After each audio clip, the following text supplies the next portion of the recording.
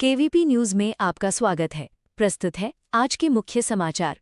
प्रधानमंत्री नरेंद्र मोदी ने प्रधानमंत्री विकसित भारत रोजगार योजना पीएमवीबीआरवाई के तहत लगभग 15 लाख युवाओं और नियोक्ताओं को 2400 करोड़ रुपए की प्रोत्साहन राशि वितरित की। इस अवसर पर उन्होंने कहा कि रोजगार सृजन सरकार की सर्वोच्च प्राथमिकता है और ये योजना युवाओं को औपचारिक रोजगार से जोड़कर भारत की भविष्य की वर्कफोर्स को मजबूत बना रही है। उन्होंने बताया कि योजना के माध्यम से अब तक करीब 70 लाख रोजगार अवसर सृजित किए जा चुके हैं, जबकि इसका लक्ष्य अगले 2 वर्षों में 3.5 करोड़ से अधिक नौकरियां उपलब्ध कराना है। योजना के तहत पहली बार नौकरी पाने वाले युवाओं को 15,000 रुपये तक और अतिरिक्त भर्ती करने वाले नियोक्ताओं को भी प्रोत्साहन दिया जाता है, ताकि रोजगार और सामाजिक सुरक्षा दोनों को बढ़ावा मिल सके। शिवसेना की 60वें स्थापना दिवस पर आयोजित कार्यक्रम में उद्धव ठाकरे ने भावुक अंदाज में कहा कि यदि पार्टी कार्यकर्ताओं का उन पर भरोसा नहीं रहा तो वे पार्टी अध्यक्ष का पद छोड़ने के लिए तैयार हैं। उन्होंने कहा कि नेतृत्व किसी पद से नहीं बल्कि कार्यकर्ताओं के विश्वास से चलता है। ये बयान पार्टी में हालिया राजनीतिक उठापटक और कुछ सांसदों की बगावत की पृष्ठभूमि में आया है। उद्धव ठाकरे ने कांग्रेस के साथ विलय की अटकलों को खारिज करते हुए कहा कि कांग्रेस ने कभी शिवसेना को खत्म करने की कोशिश नहीं की, जबकि विरोधियों पर पार्टी को कमजोर करने का आरोप लगाया।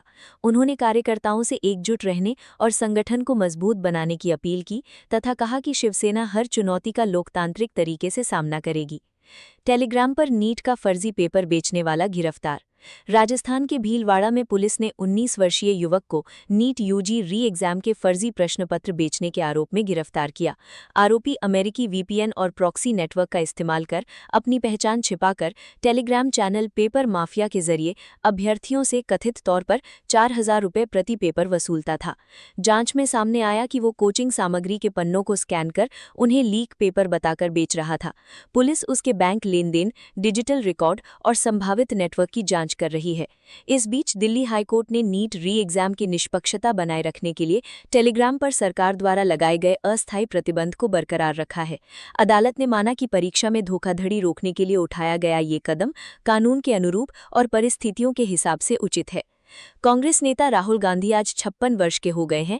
इस अवसर पर नई दिल्ली स्थित कांग्रेस मुख्यालय में उनके जन्मदिन का आयोजन किया गया, जहां उनकी बहन प्रियंका गांधी वाड्रा और कांग्रेस अध्यक्ष मल्लिकार्जुन खड़गे ने उनके साथ केक काटा।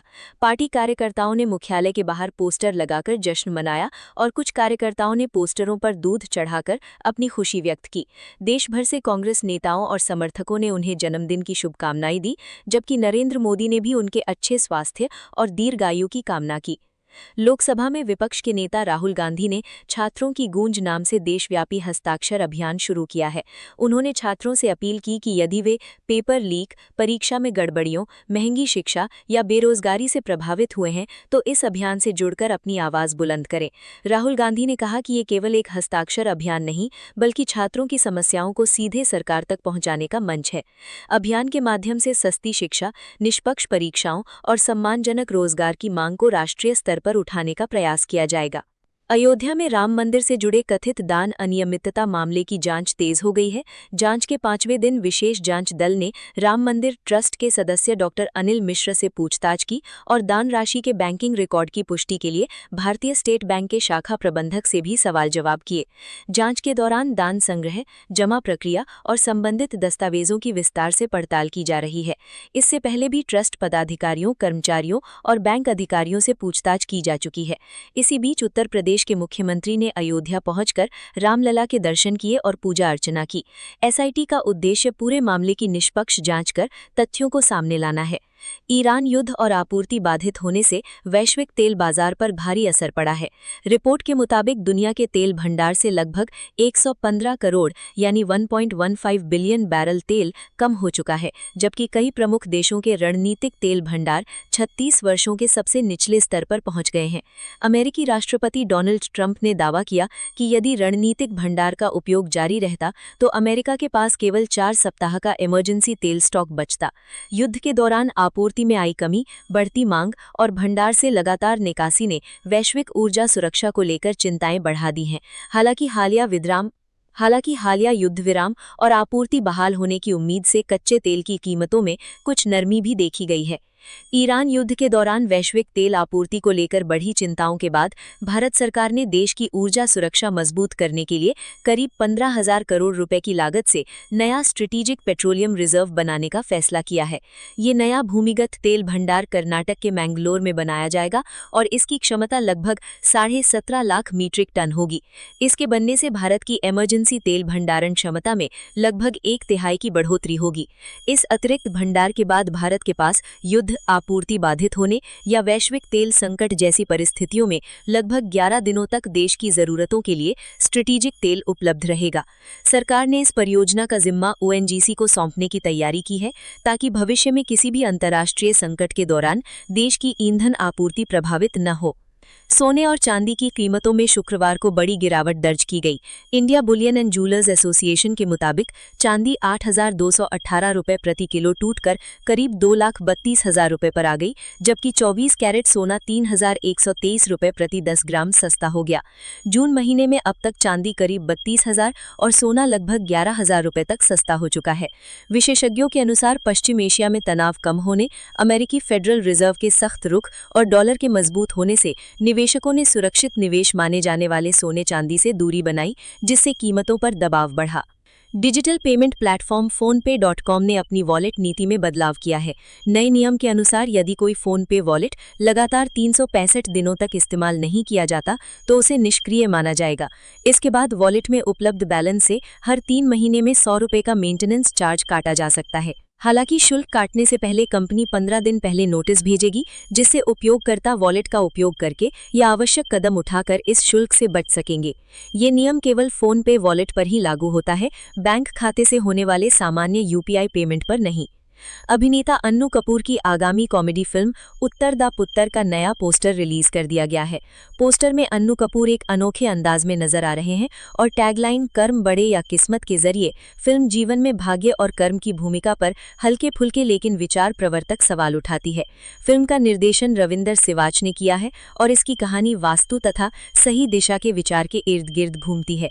इसमें अन्नू कपूर के साथ रुखसार रहमान, ब्रिजेंद्र काला, पवन मल्होत्रा, इश्तियाक खान, जीवेशु अहलुवालिया, राजेंद्र सेठी, सुमित गुलाटी और नितिन अरोड़ा भी अहम भूमिकाओं में है। फिल्म 24 जुलाई 2026 को सिनेमाघरों में रिलीज होने वाली है। 1998 के चर्चित काला हिरण शिकार मामले पर आधारित फिल्म काला हिरण के निर्माता अमित जानी ने दावा किया है कि उन्हें गला काटने, जान से मारने और घर उड़ाने जैसी धमकियां मिल रही हैं। उन्होंने आरोप लगाया कि ये धमकियां सलमान खान के इशारे पर दिलवाई जा रही हैं। मामले में जोधपुर के रातानाड़ा थाने में एफआईआर दर्ज कराई गई है और पुलिस ने जांच शुरू कर दी है। फिलहाल इन आरोपों की स्वतंत्र पुष्टि नहीं हुई है, न ही सलमान खान की ओर से इन दावों पर कोई आधिकारिक प्रतिक्रिया सामने आई है। हरिद्वार जिले के रुड़की क्षेत्र में देर रात पुलिस और बदमाशों के बीच मुठभेड़ हुई। पुलिस के अनुसार संदिग्धों ने रुकने के बजाय फायरिंग करते हुए भागने की कोशिश की, जिसके जवाब में हुई कार्रवाई में एक बदमाश के पैर में गोली लगी और उसे घायल अवस्था में गिरफ्तार कर लिया गया। उसका दूसरा साथी अंधेरे का फायदा उठाकर फरार हो गया, जिसकी तलाश में पुलिस लगातार सर्च अभियान चला रही है। घायल आरोपी को इलाज के लिए अस्पताल भेजा गया है और मामले की आगे की जांच जारी है। आज देश भर में मौसम का मिजाज अलग अलग रहेगा।